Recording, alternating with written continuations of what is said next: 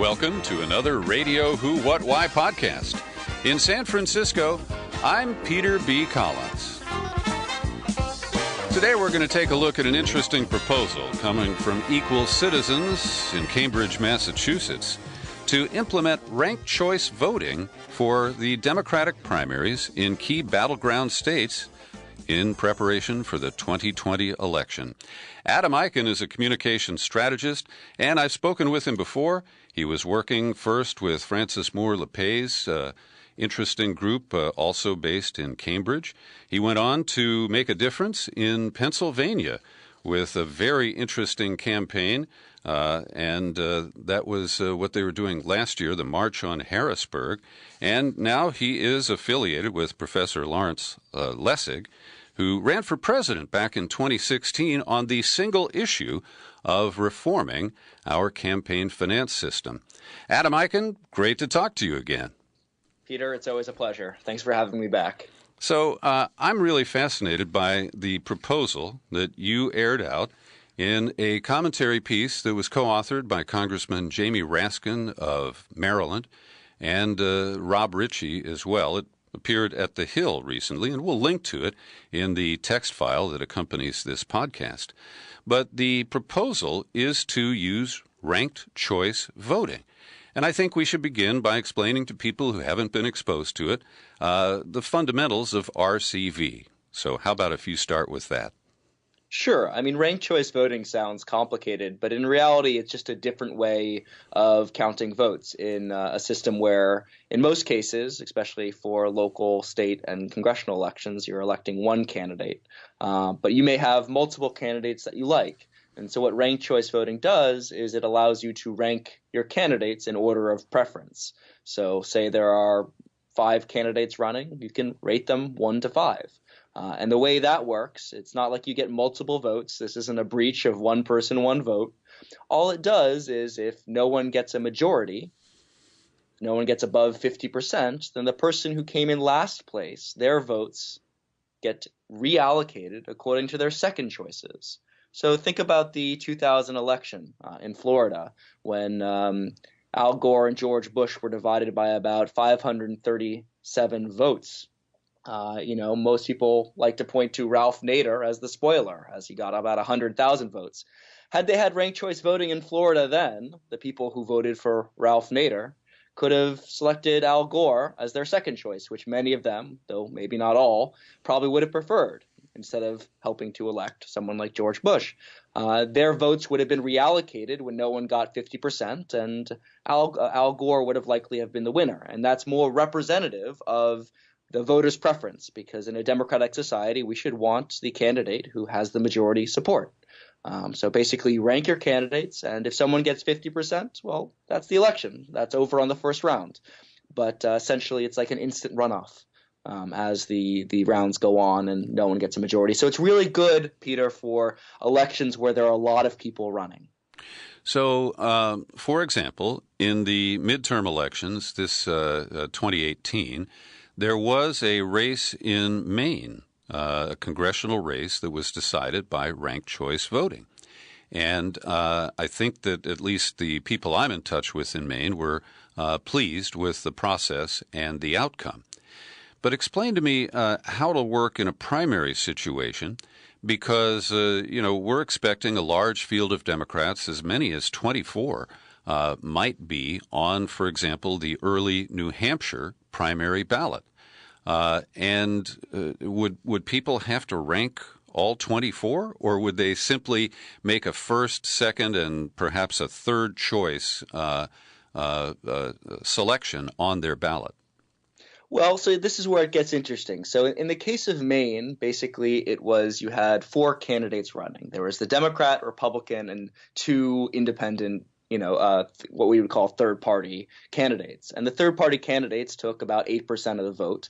And so nobody had a majority. And once those votes were reallocated, the winner, Jared Golden, ended up being declared or having over 50%.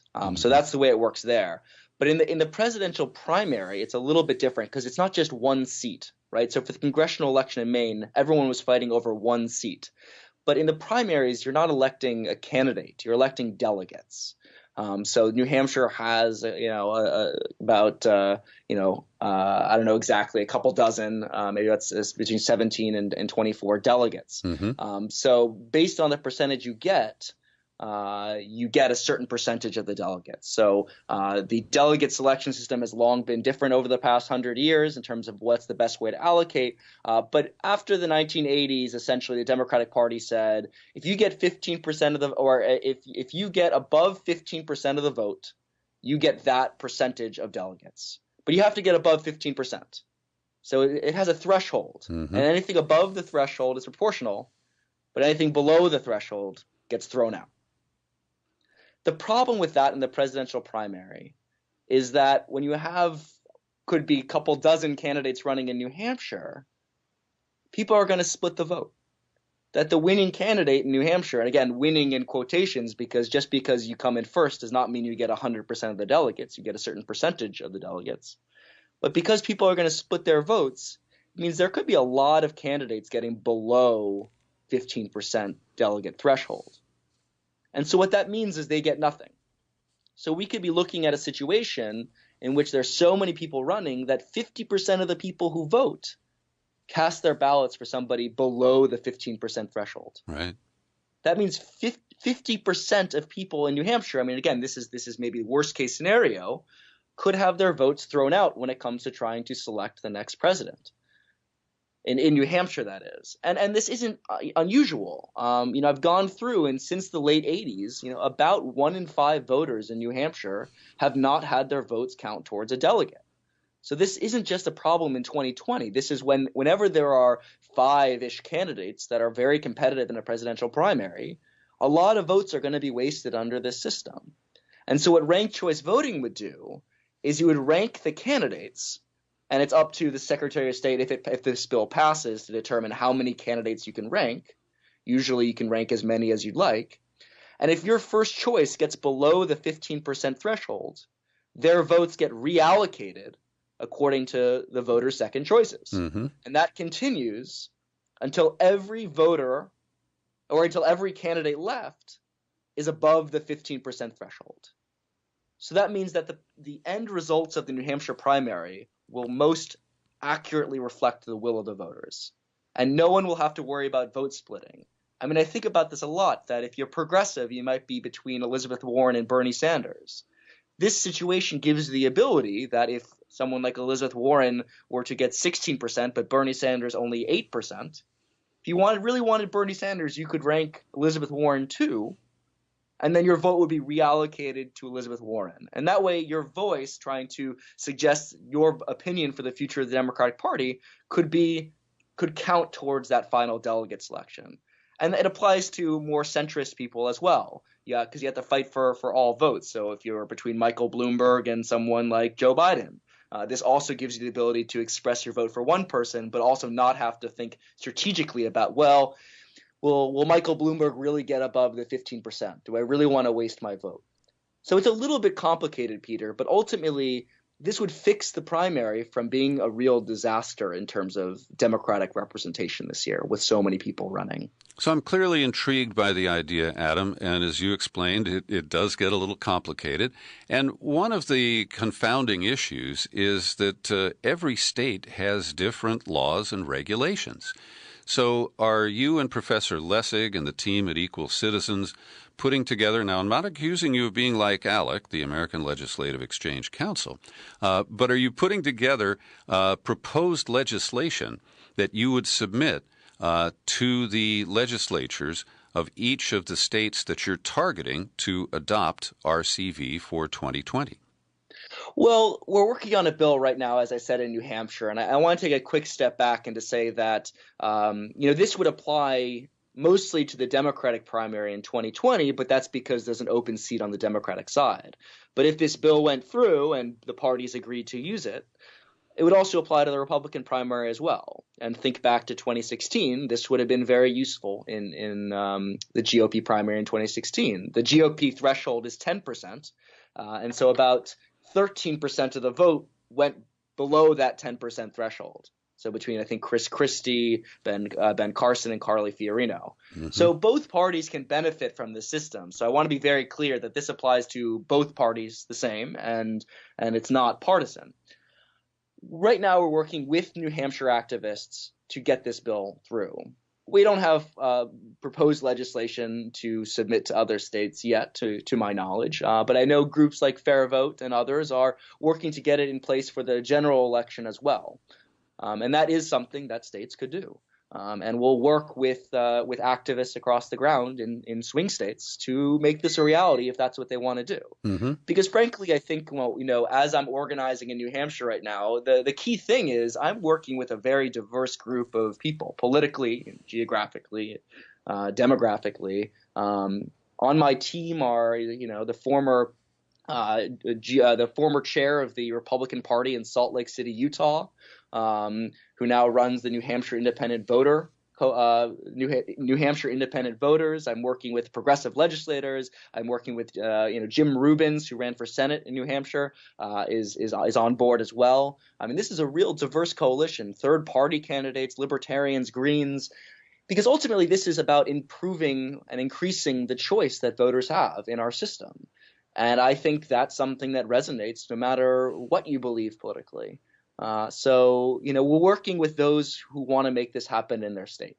And Adam, in your project last year, the March on Harrisburg, you engaged religious communities, faith-based communities, in the kinds of reforms of redistricting and or gerrymandering, trying to change that. And I'm curious if you see the same potential here. Are there activists in faith communities who see this as a good idea? Absolutely, absolutely. In fact, we're once again partnering with the Unitarian Universalists. They're the ones who kind of set up our tour in Pennsylvania. And some of our ideas actually from the Pennsylvania campaign, we're going to try and translate to this campaign in New Hampshire. Give me an example.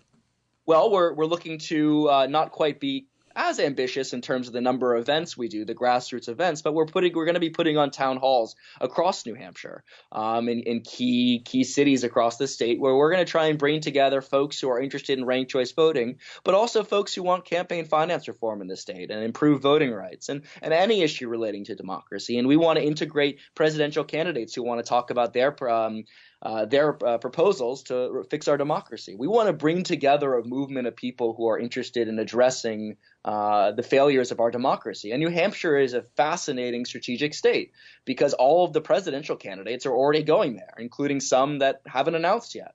And so at minimum, we want to try and get this issue talked about as people are vying to be the next president of the United States. And I think that, citizens across the state and across the country are ready to have that conversation. That was absent in 2016. The only real mention of it was Donald Trump's Drain the Swamp.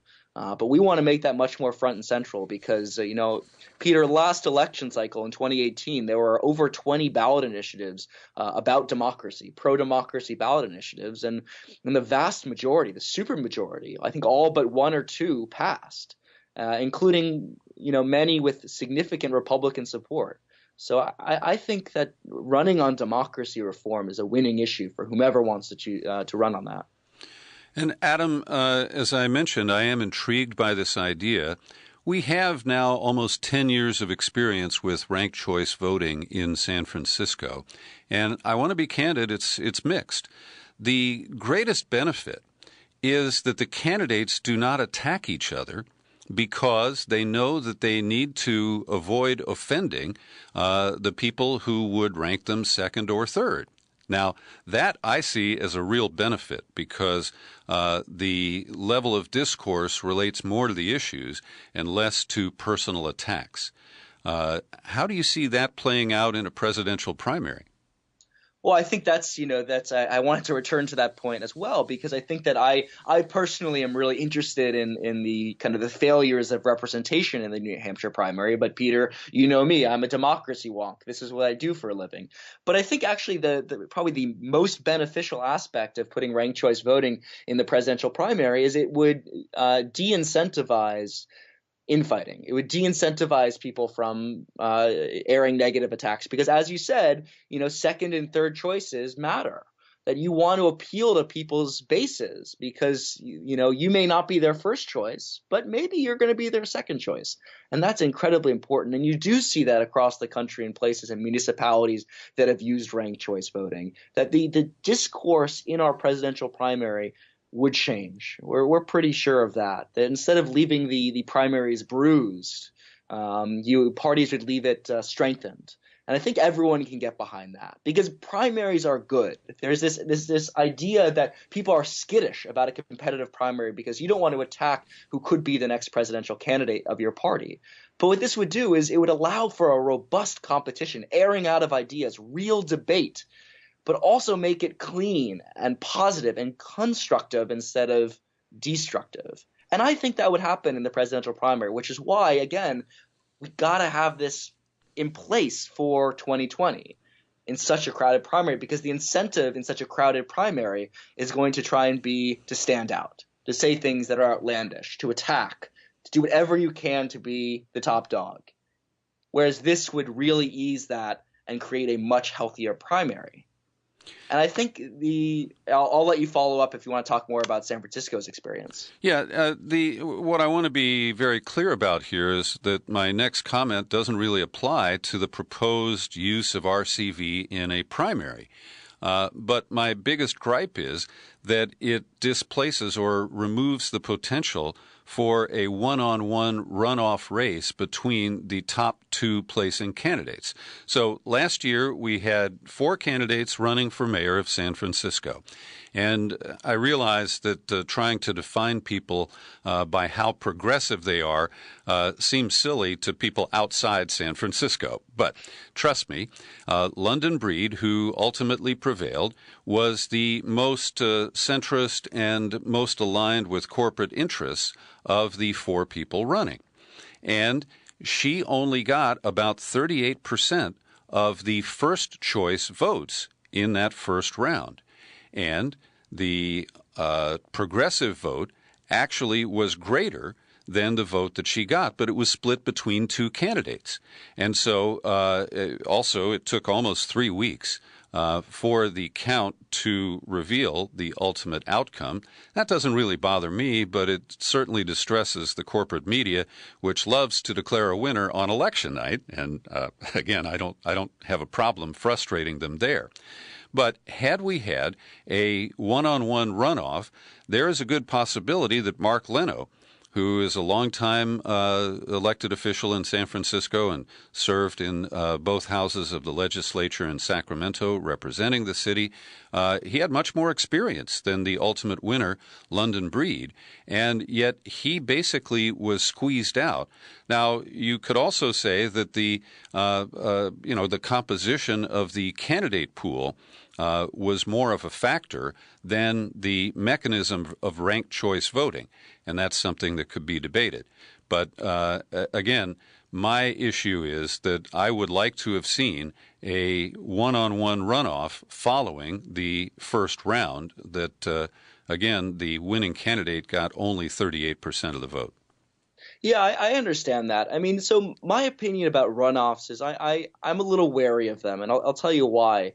Georgia was a great example of what happens in a certain runoff situation where you have the election in November and then you have a runoff in December. And what you saw in Georgia, because no one got a majority, I believe, in the Secretary of State's race, it went to a runoff there. But you also saw a very, very sharp decline in voter turnout in December. And for a lot of low or down ballot races, you see a very sharp decline because people are less, the media covers it less. People are less attuned that there's an election in December. So I think that for me, I have some concerns about runoffs a month later because there's not this environment of, well, this is election day. Well, but, Adam, that is a very substantive point, and I concede that the runoffs never do attract the same level of turnout and participation, and also it occurs in a very short time window. And typically people just hunker down and support the person that they had voted for in the what became a primary. Right. No, I mean it's very true. And so one of the reasons why for the presidential election I'm more optimistic in terms of the vote choices and the ranking translating into the truest expression of voters' desires for what kind of candidate they want to elect. And Peter, you and I were talking about this before the show. Is that because on municipal elections, there's just low information. People aren't quite as clear about what the ideological differences between candidates are. That, there's a reason why municipal elections often have such low voter turnout. And that's because most people just don't know enough to let alone vote for one candidate, let alone rank them according to how close they are in terms of ideological belief with oneself. But in the presidential primary, I see such potential for the truest expression of voter preference because the media is going to be covering the differences between everyone in the primary every single day, every single hour. They're going to be inspecting to the 10th degree how different they are and what issues, who stands for what. And so I think in a presidential primary, especially in New Hampshire, which is going to be the first primary in the nation, it's the first in the nation primary, voters are going to have a really good sense of their top 3, top 5 candidates.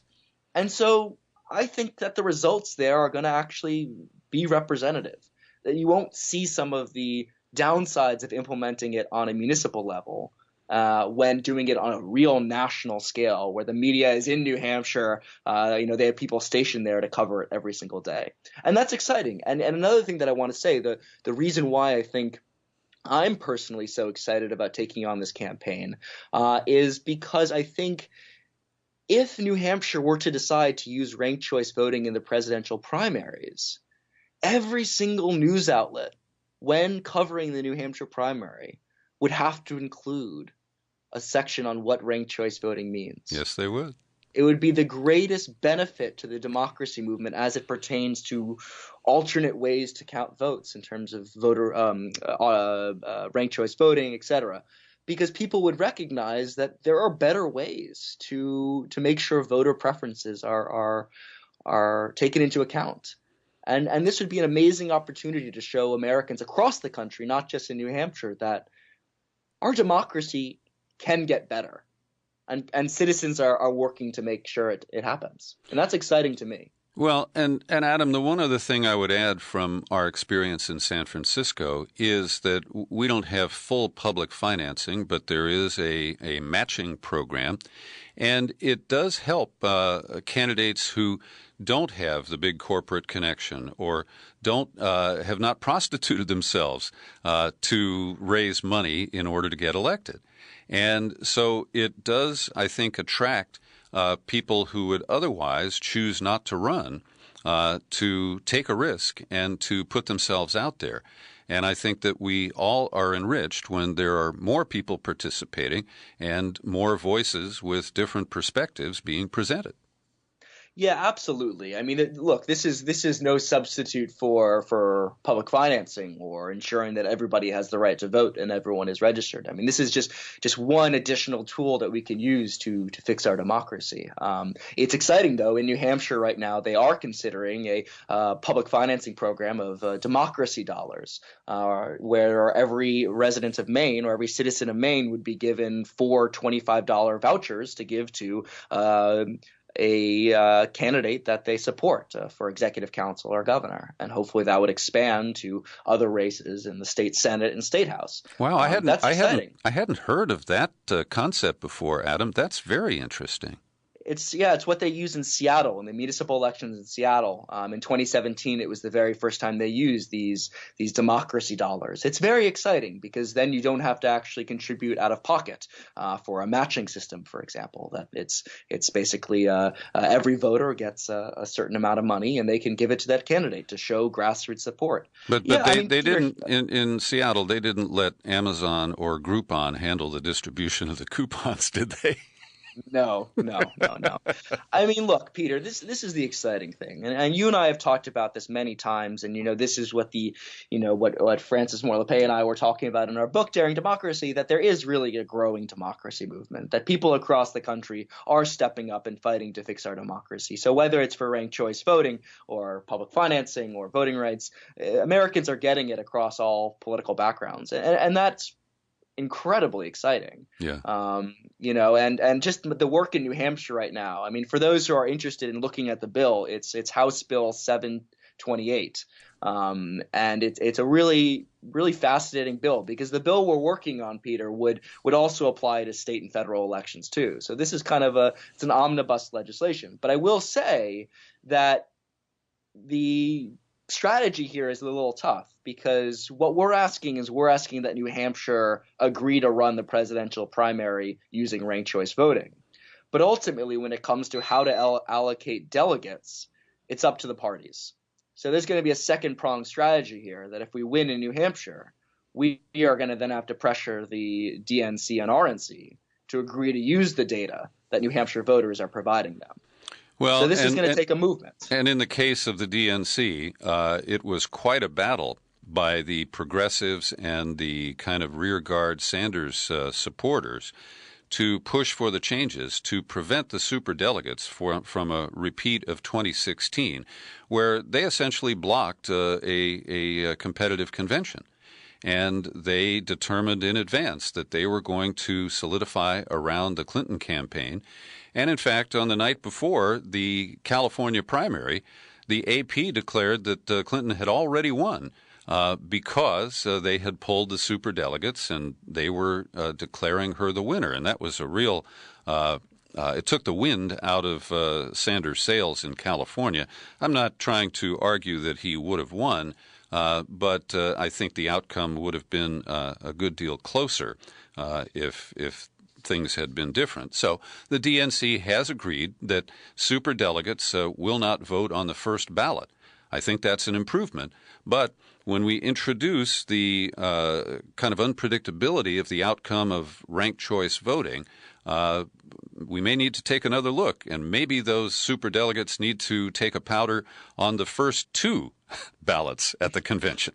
Well, I will say, Peter, that I think that ranked choice voting would make it more likely that a candidate could win on the first ballot, because I think the biggest threat right now is that candidates may stay in for a very long time, and there may be a lot more delegate splitting. Whereas this would allow people to potentially gain more delegates in a more representative way, which is exciting. I mean, again, I think this is a fair compromise, a very good compromise. And I will say that, I know there's a lot of questions about how much the DNC is in favor of certain democracy reforms and all that.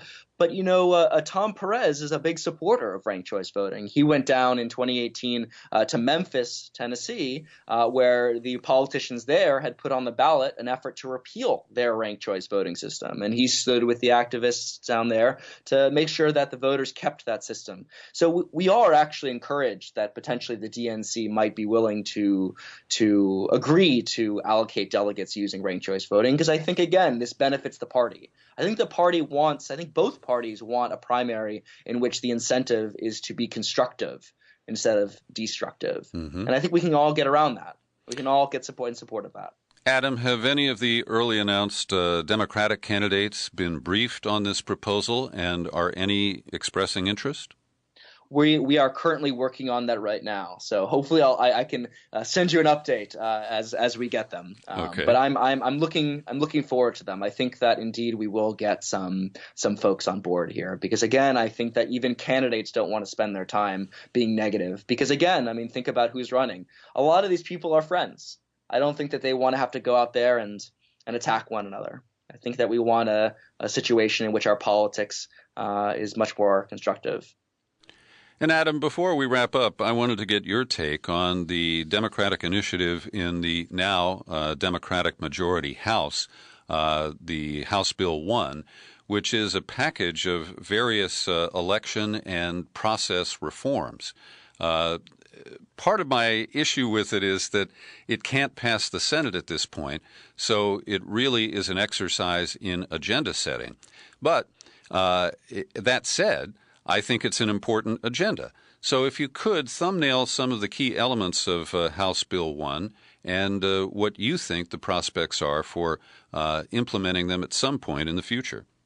So my take on House Bill 1 is really that I feel incredibly spoiled because I got into this democracy work about 5 years ago, and there are folks who have been fighting in the trenches for the past 40 years, dreaming that one day Congress would vote on, let alone have a majority of co-sponsors on a bill like H.R. 1. So I feel like I got into this movement at the right time, and I'm incredibly fortunate. I'll say that. But this bill is truly the omnibus that those who have been fighting for democracy have dreamed of. It attacks almost all of the shortcomings in our democracy today. It has a public financing for congressional elections provision. It would limit certain and close loopholes in terms of our campaign finance laws. It would enact things like automatic voter registration and same-day registration nationwide that would increase the number of people who are registered to vote. It would address congressional or partisan gerrymandering of congressional elections.